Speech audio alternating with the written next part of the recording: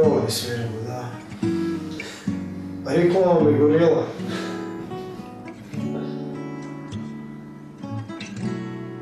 Izgorila je. A gdje je izgorila? U Ravnoj gori. Kad ste mislili se hraniti?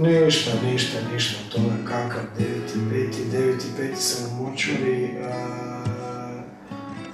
Sviramo onima koji će izgoriti tamo. Neke ne valja. Halo? Pa daj si Bukneža! Da.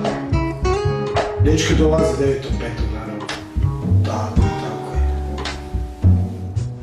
je. Sve ostaje isto, samo moraš još plus gadu pive da dečkima malo su.